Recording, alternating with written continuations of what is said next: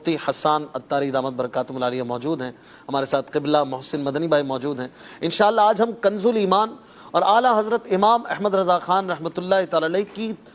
کلام اللہ قرآن پر کیسی گہری نظر تھی اور آپ قرآن کے کیسے عالم تھے۔ بلا شبہ قرآن سب سے بڑی اور بلند کتاب ہے، اور ایک عالم سب سے زیادہ قرآن کے لیے کوشش کرتا ہے، اور قرآن ہی سے پھر احادیث اور احادیث سے پھر فقہ کی طرف ہم رجوع کرتے ہیں۔ اور قرآن پاک پر اعلیٰ حضرت رحمۃ اللہ تعالی علیہ کی جو گہری نظر تھی، اور آپ نے جو ٹرانسلیشن میں ہو یا ویسے ہی کئی مقامات پر قرآن پاک سے جو مضامین بیان فرمائے اور تفسیر کے مدنی پھول عطا فرمائے، وہ کیسے لاجواب تھے۔ انشاءاللہ آج سننے کی سعادت حاصل کریں گے۔ اگر آپ کچھ کہنا چاہتے ہیں تو کالز کے لیے نمبر آپ کی اسکرین پہ چل رہے ہیں، آپ ہم سے رابطہ کیجئے اور اپنی بات ہم تک پہنچا دیجئے۔ آپ کی بھیجی گئی پینٹنگز بھی چلائیں گے اور انشاءاللہ کلام رضا بھی سنائیں گے آپ کو، اور اس کے ساتھ ساتھ آج کا سوال وہ بھی اسکرین پر چلا دیتے ہیں۔ ہم آپ سے سوال کرتے ہیں، جواب آپ دیں گے SMS کے ذریعے، اور درست جواب دینے والوں کا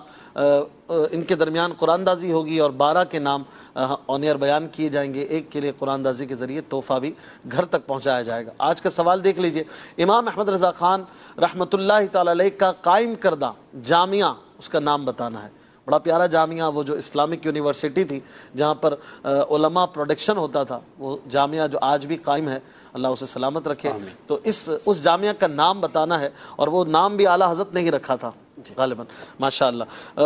حضور کیا فرماتے ہیں، قرآن پاک کا ٹرانسلیٹ کرنا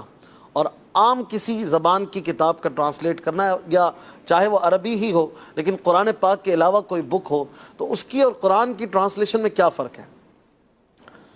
بسم اللہ الرحمن الرحیم۔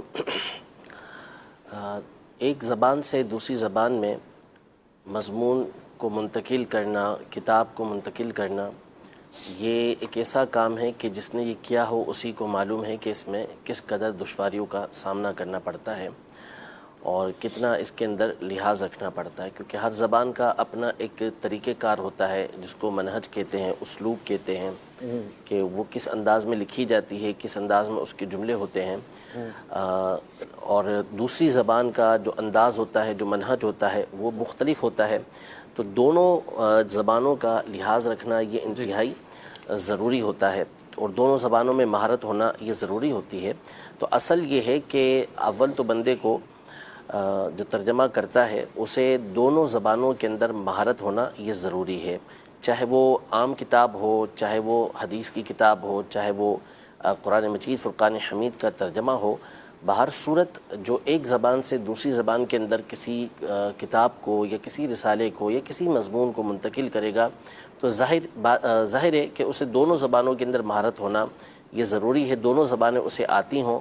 ورنہ وہ صحیح طریقے سے مضمون کو منتقل نہیں کر سکے گا۔ اور قرآن پاک کا جو معاملہ ہے وہ تو انتہائی حساس ہے، کہ اس میں صرف اور صرف زبان کی مہارت کافی نہیں ہوتی، بلکہ اور بہت ساری چیزیں ضروری ہوتی ہیں، اور علوم چاہیے ہوتے ہیں، اور فنون کے اندر مہارت چاہیے ہوتی ہے، پھر اس کے بعد احتیاط اس کے اندر چاہیے ہوتی ہے، ادب و احترام اس کے اندر چاہیے ہوتا ہے۔ تو ان تمام چیزوں کو پیش نظر رکھ کر ہی قرآن پاک کا ترجمہ کیا جا سکتا ہے، ورنہ قرآن مجید فرقان حمید کا اگر فقط ترجمہ کرنا اتنا آسان یوں ہوتا کہ دونوں زبانوں میں بندہ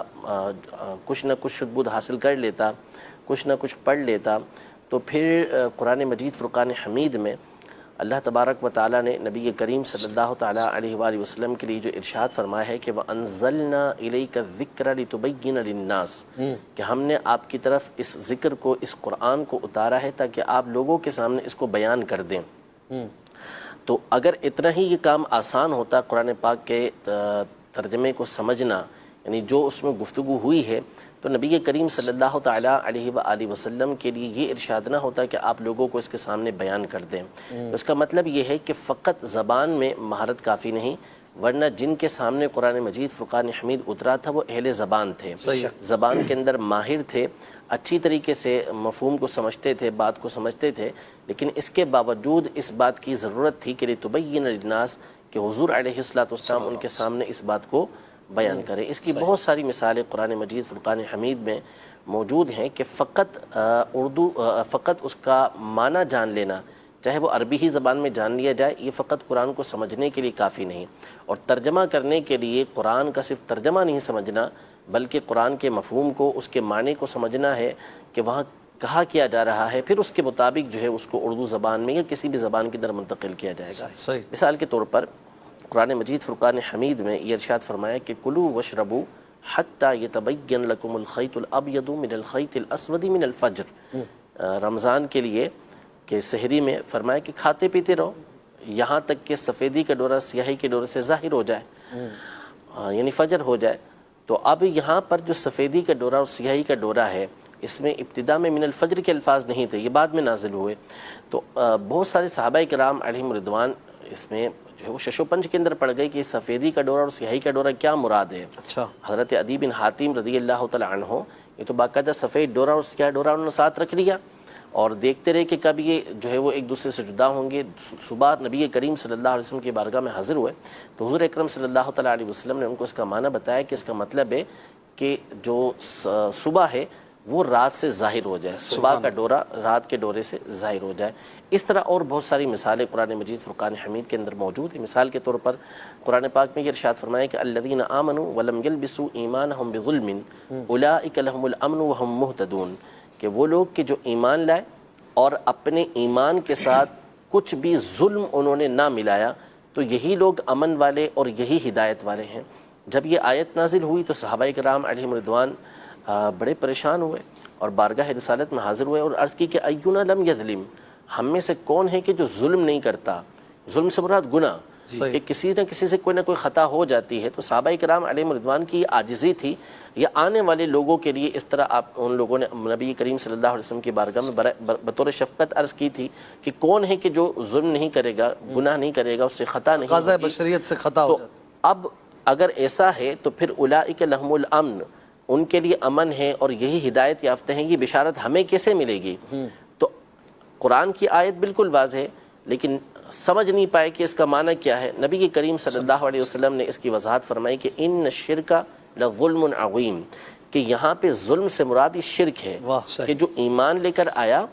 اور اس نے اپنے ایمان کے ساتھ ظلم کو نہیں ملایا، یعنی شرک کفر کو نہیں ملایا، تو یہی لوگ ہیں کہ جن کو امن ملے گا اور یہی لوگ ہیں کہ جو ہدایت یافتہ ہیں۔ تفسیر قرآن بالقرآن فرمائیں۔ جی، تو قرآن کو سمجھنے کے لیے یہ ضروری ہے کہ دونوں زبانوں میں مہارت ہونے کے ساتھ ساتھ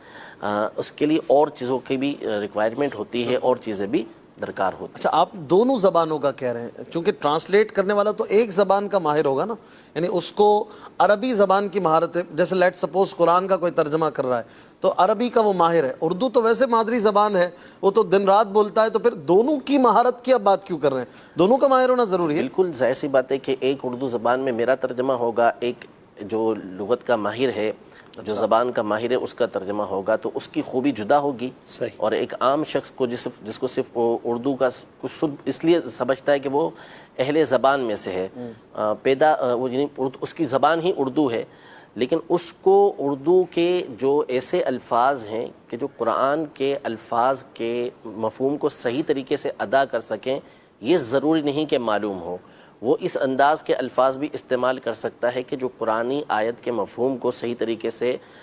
سامنے بیان نہیں کر سکیں گے اردو کے اندر، یعنی اگر اس کو اردو میں ٹرانسلیٹ کرنے جائیں تو جو مفہوم قرآن کے اندر سمجھایا جا رہا تھا وہ اردو کے اندر سمجھا نہیں پائے گا، یہ اس کو وہی صحیح طریقے سے سمجھا پائے گا کہ جس کو اردو زبان کے اندر بھی مہارت حاصل ہوگی، ورنہ نقصان کا سامنا ہوگا۔ اور امام اہل سنت رحمۃ اللہ تعالیٰ علیہ کے حوالے سے چونکہ ہے کنز الایمان کی بات چل رہی ہے، تو اردو زبان میں تو آپ کی مہارت ہر ایک کے سامنے واضح ہے، چاہے وہ شاعری ہو، چاہے وہ نثر ہو، تو ایک ایک لفظ اور ایک ایک جملہ جو آپ کا ہے وہ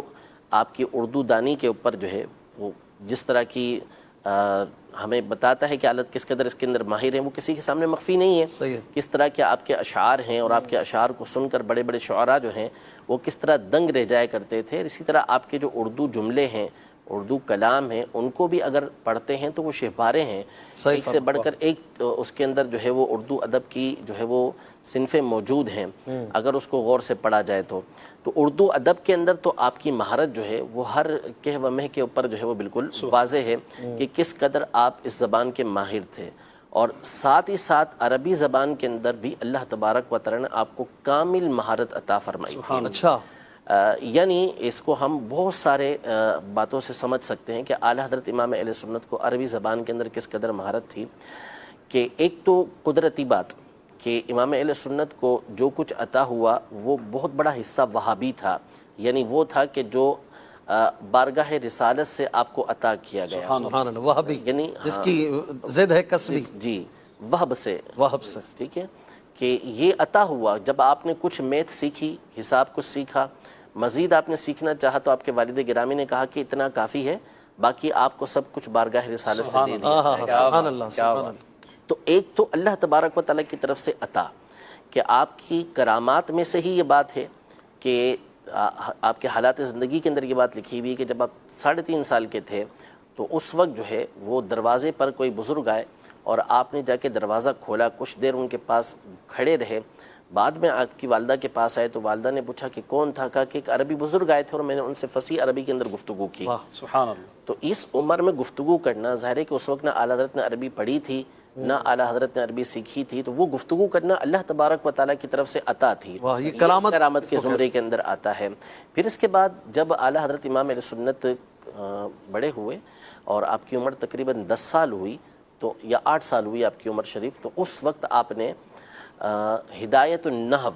جو نحو کی مشہور و معروف کتاب ہے اور یہ درس نظامی کے دوسرے سال کے اندر پڑھائی جاتی ہے، اور یہ کس چیپٹر کے لیے، یہ کس موضوع پر ہے؟ نحو یعنی گرامر کے اوپر ہے، عربی گرامر، عربی گرامر کے اوپر ہے اور عربی زبان کے اندر ہی ہے۔ جی، تو